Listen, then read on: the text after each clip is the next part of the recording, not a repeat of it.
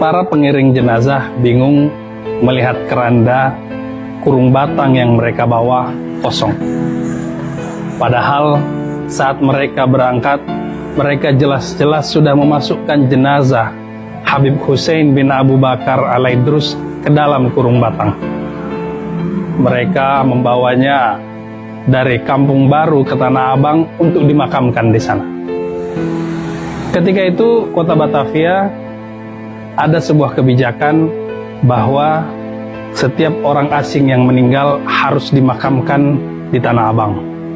Sehingga meskipun Habib Hussein pada akhir hayatnya termasuk dekat dengan pemerintah Hindia Belanda, bahkan diberikan sebidang tanah di daerah Kampung Baru untuk menjadi tempat tinggal ia dan mengajar di sana, ia tetap harus dimakamkan di Tanah Abang. Tetapi yang membuat para pengiring jenazah bingung adalah ketika sampai di lokasi tersebut, kurung batang mereka turunkan, mereka melihat keranda tersebut kosong.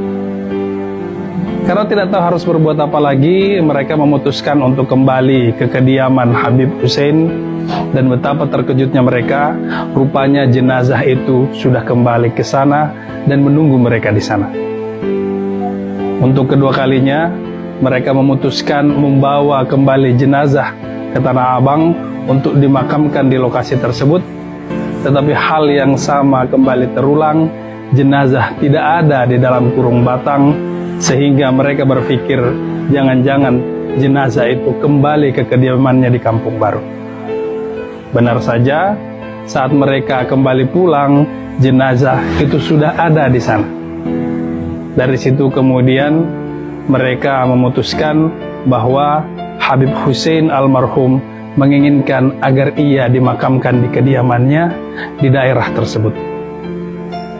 Mengenang peristiwa ini, bahwa jenazah Habib Hussein selalu berada di luar kurung batang waktu dibawa ke Tanah Abang, ia pun kemudian populer dikenal sebagai Habib Hussein Luar Batang.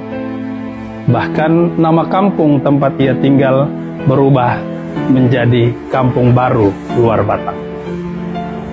Kematian adalah sesuatu yang tidak mungkin manusia abaikan. Dalam Al-Quran dikatakan, kullu nafsin, setiap yang bernyawa, dha'iqatul maut, akan merasakan kematian.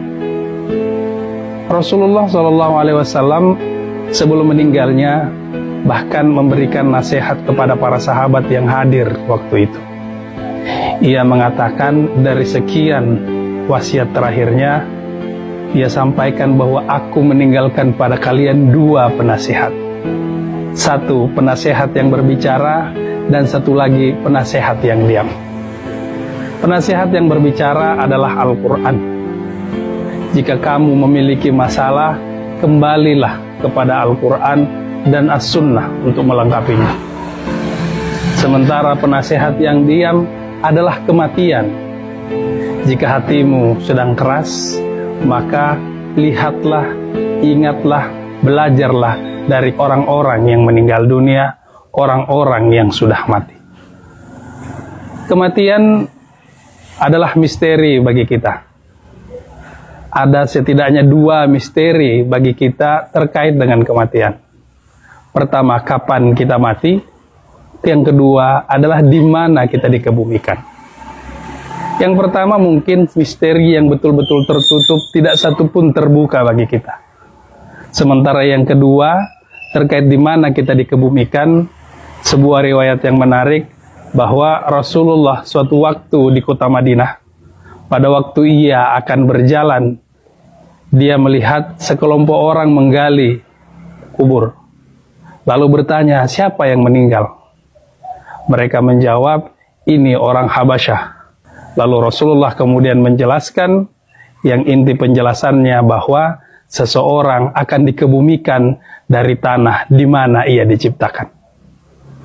Habib Hussein Abu Bakar al-Idrus, atau yang kita kenal kemudian sebagai Habib Hussein Luar Batang, benar adalah seorang yang lahir dari Hadramaut, lahir dari Yaman, tetapi ia kemudian dikebumikan di Batavia, yang sekarang kita kenal sebagai Jakarta. Dengan kata lain, merujuk kembali kepada riwayat tadi bahwa meski Habib Hussein lahir dari Yaman, tetapi sesungguhnya ia diciptakan dari tanah yang ada di Nusantara, tanah yang ada di Batavia, sekarang kita kenal Jakarta, atau persisnya dari tanah di Kampung Baru di luar Batang.